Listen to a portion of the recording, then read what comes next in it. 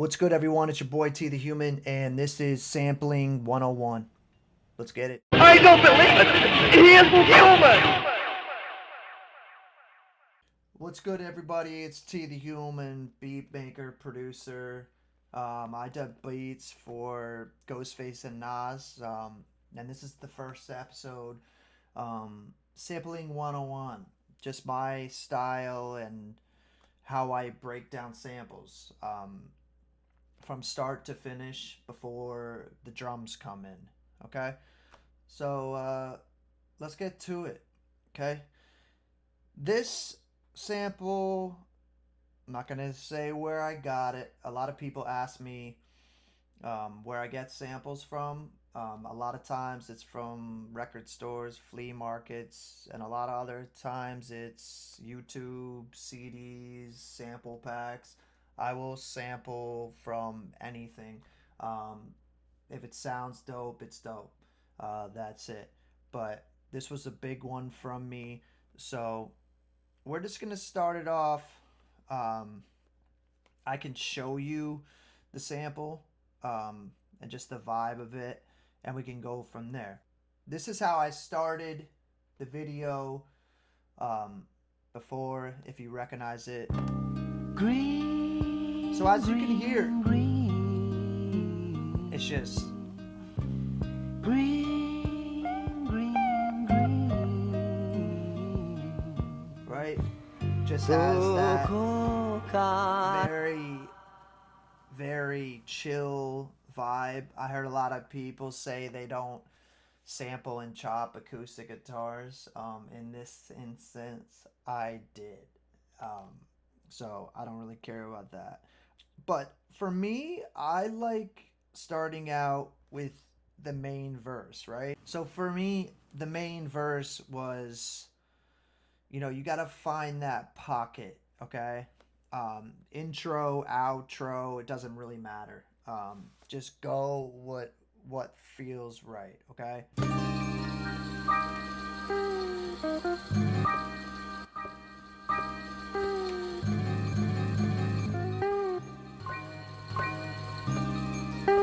And as you can see, I break it down into very, very small parts.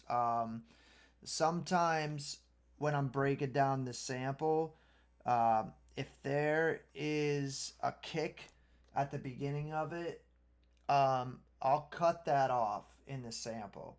Okay? Let me show you this part of the verse that I did.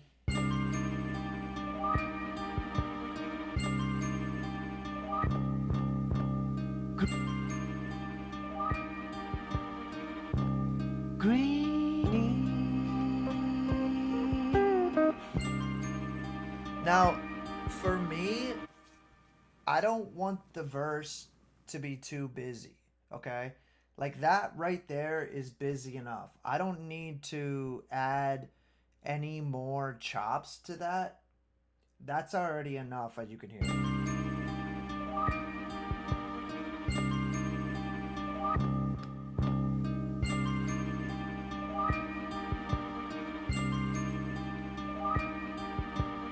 So, with that being said, there's underlying percussion and kick drums in there, which I'll overlap with my own drums. And we'll get into that in another episode when we do drum mixing and processing.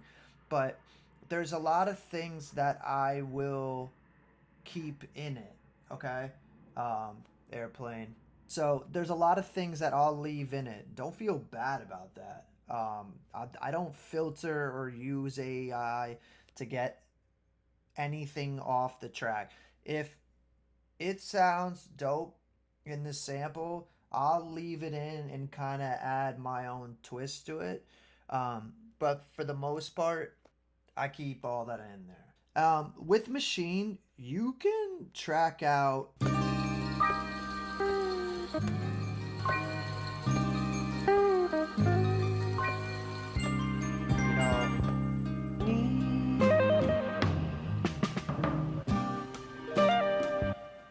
There's 16 pads on this, and I can keep going and going. A lot of times, Sometimes I have 32 chops on here. But for the most part, between songs, it's like 16 and 25. But like I said, I like to start arranging based off the verse, and then I like having a breakdown, and then intro and outro is like totally up to you. For me, I like keeping drum rolls authentic to the sample. You know what I mean? So this is the first 4 bars of this song.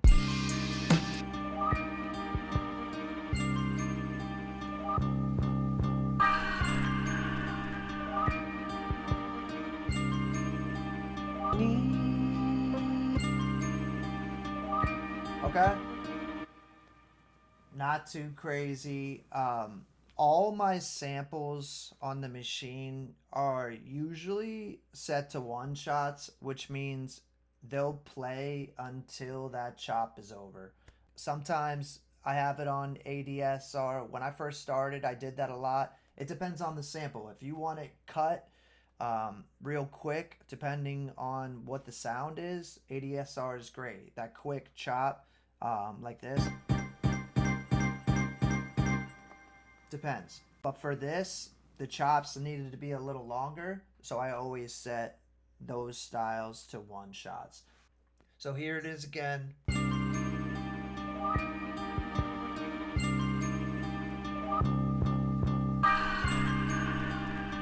Now I added that vocal one shot just for a separate layer.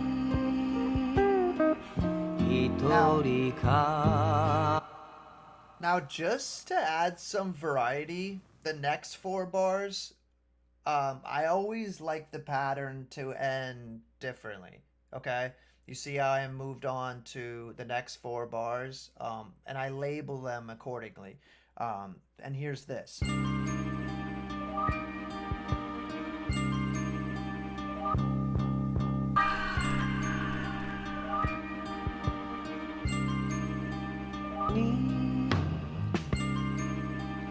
See, I'll add the drums to it just to give it that extra flair. It's nothing crazy. I think people really enjoyed this one because of the vocals. Just calm and soothing and very chill vibe to it. I'm a big vocal fan. I love chopping vocal samples and just adding vocal shots. So that's why you hear that I underneath it. It gives it more depth. So yeah, that's basically that for the first 8 bars. Okay. Um, but before we go into that, the rest of the song, importing the samples is a whole different thing. So what I use and what I'd like to show you quick, a little secret method to anyone that doesn't know about it, is something called Soundflower.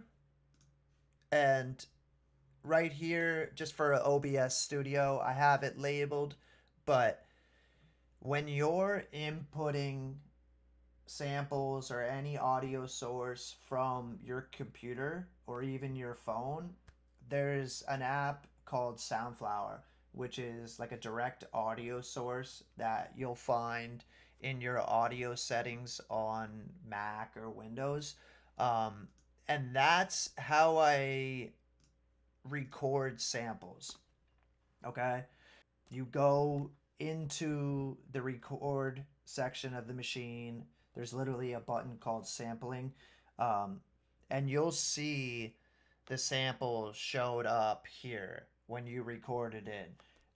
And that's how it starts. Now you have to have it enabled on your computer side and your machine side, and you can record basically fucking anything. So once I move from that recording section, there's an edit section, which is right here, okay, which shows every single chop that you do. Okay? And there's an effects that you can use on it on the machine: truncate, fade in, fade out, reverse, silence, cut, copy, duplicate. You could time stretch it. Crazy. That's all after you finish it in slice mode. You can then edit it. That's just how I do it. Like I said, I'm not a professional. This is just my techniques, but I just wanted people to know how to go about inputting audio from the digital source. Okay, I've been asked that a lot. Okay, so after doing a verse, because like I said, I write for rappers and beat makers. I'm not just putting out beats instrumental, even though I have a tape coming out, repertoire dropping soon. um, Arrangement is huge when it comes to beats.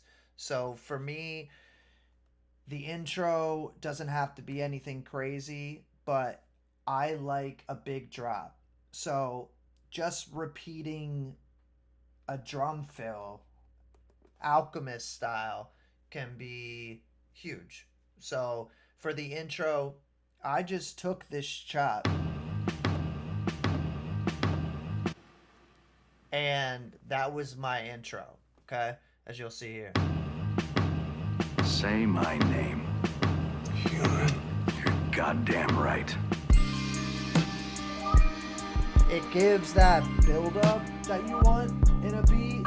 So, and it brings dynamics. And for me, that's huge in a song. I'm not just usually one to do loops. I have and I will, but it depends on the song and the feel I get from it. This one, it just needed to come in hard. And the video I did on Instagram, it started with green, green, green. You know, and just how can you fucking beat that?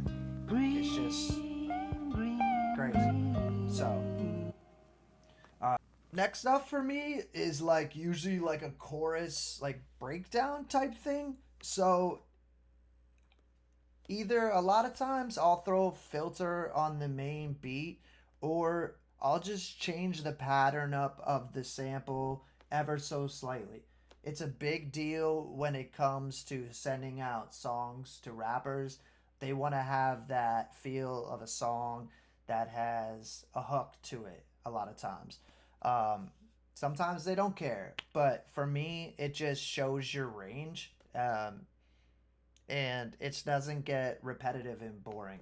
So I usually throw in 4 to 8 bars of an interlude or chorus just to mix things up. Okay, it's big, and that's why I chop my samples so much, just to have those different patterns to arrange my song. So if it's there, use it. So when I'm writing, that's how I think about it. Every chop, I'm like, okay, that can be the beginning. The most fire part is going to be the verse and the chorus, or just the verse. For me, the interlude needs to be, for this song, like, take the drums out, just sample. Okay, it changes up the whole dynamic of the song.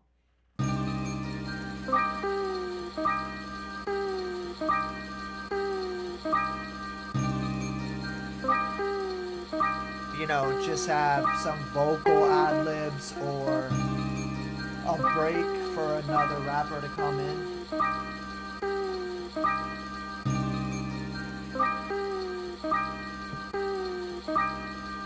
And then back in.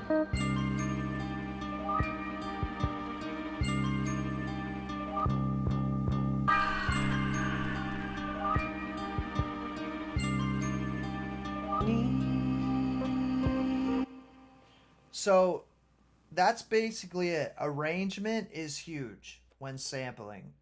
You don't want it to get boring.